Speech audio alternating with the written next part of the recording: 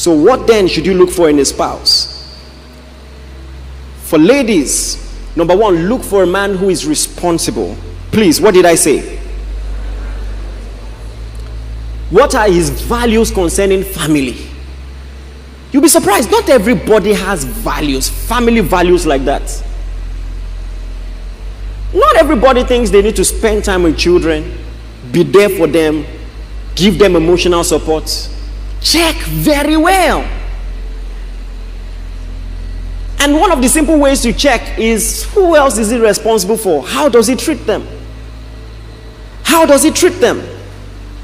How does he show he's responsible to them? Check it. Unfortunately, there are some things I'm tempted to say here that I can't say.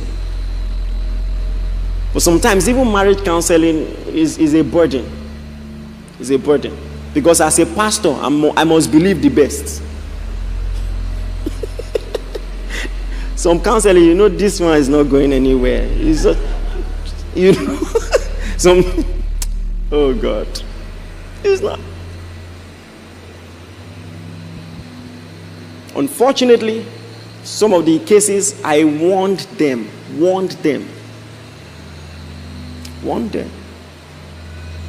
A lady told me she was driving somewhere with the guy, then a keke guy intercepted. So the boyfriend came out, dragged the keke guy and started punching him in the face. And then he said there was blood everywhere. I said, run, no.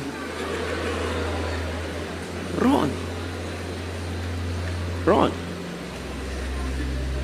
You see, sometimes part of my issues is that I care too much. There was a particular case. I went so far, I called the father. I got the father's number. Don't allow your daughter marry this boy. That's too far, Abi. Yeah. Until he started beating her. You see, how can you rewrite something that has a wrong foundation? Please just get it right. Are you listening to me, please? If you are single, thank God you are hearing this. And just get it right. And sometimes listen to well-meaning people. Listen to, the Bible says in the multitude of counsel there is safety. Sometimes you can be so in the clouds, you are not seeing what is obvious. Maybe it's after your money, you don't know. All the signs are there. Because all types of guys there now. Some guys are shameless. Is your money they want? Nothing. Respect and accountability. This is important. I have said this a million times. I will say it a billion times more. Who does he respect? Who are the people that on his worst days, if they show up, at least he will listen to them? At least he will listen to them. You know, it's been proven.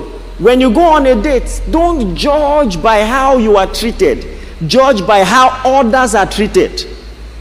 Because when he parked his car, he came to your side of the door. He said, open the door. Now he said, you're welcome. Then you were walking in. The security guy is opening the door. He scolded him. What is wrong with you? Open the door. And when it was time to order the meals, he was shouting at the waiters.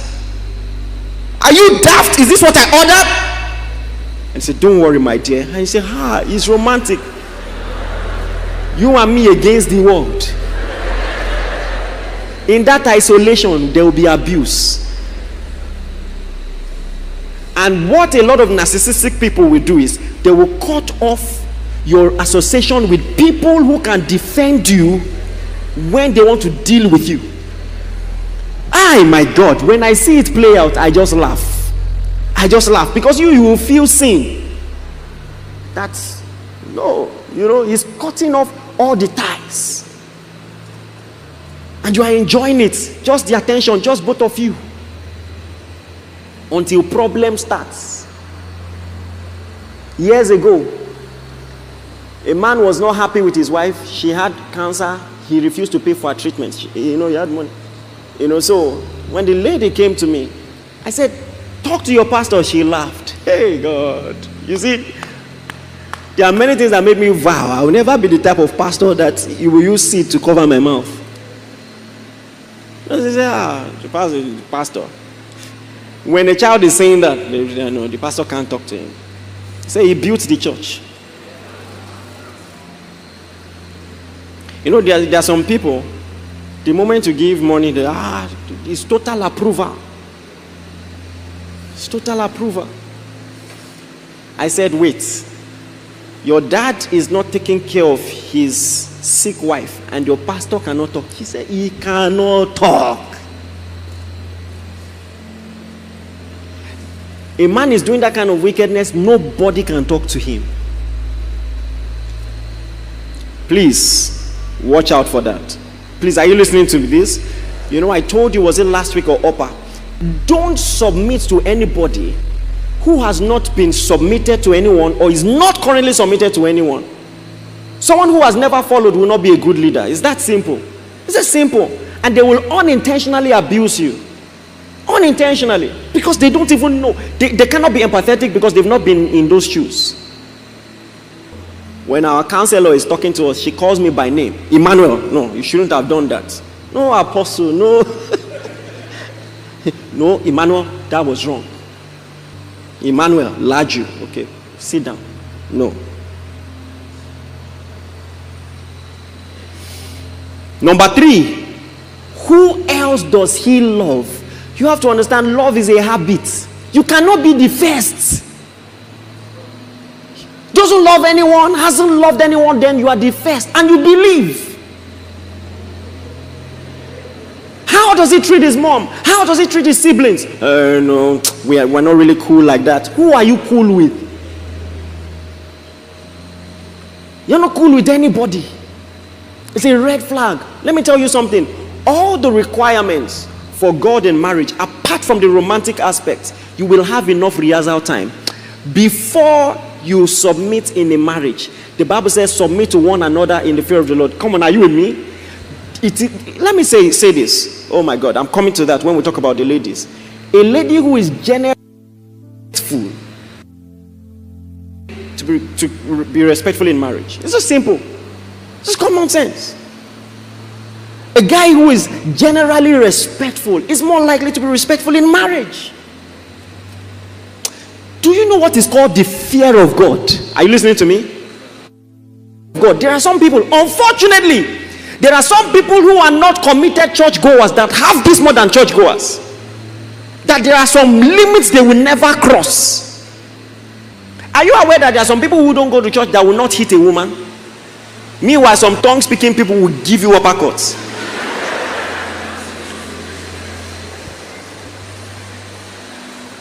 I watched the interview of a leading pastor in this Lagos. He said his wife will beat him up and go and pray in tongues for 8 hours.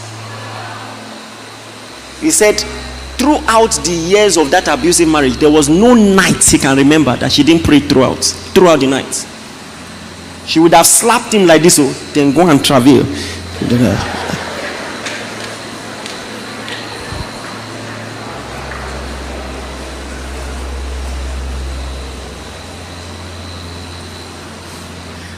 Can I say something very controversial?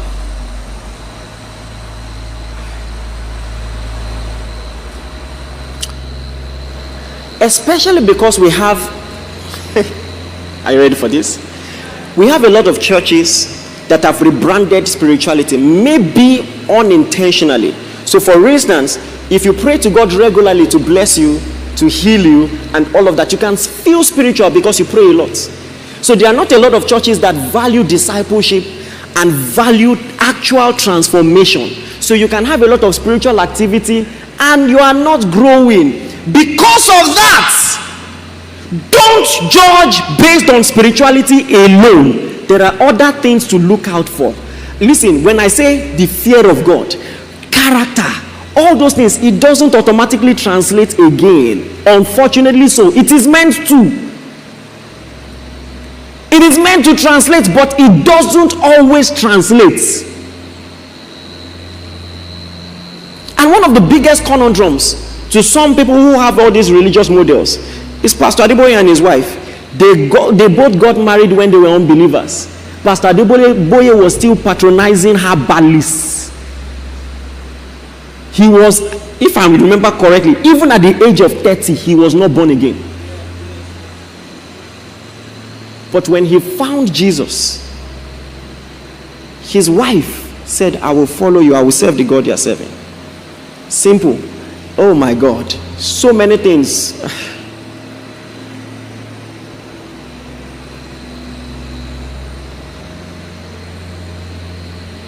Especially the man. If the man is not correct, a lot of things will go wrong. Statistically proven, if the man doesn't go to church, whether the wife goes or not, 1 out of 50 children, only 1 out of 50 children will end up as churchgoers if the husband doesn't go to church. Statistically proven. And if the husband goes to church, whether the wife goes to church regularly or not, 3 out of 5 will end up as churchgoers. Statistically proven. All these things are statistics. Look out for these things. Take them seriously. Amen, somebody.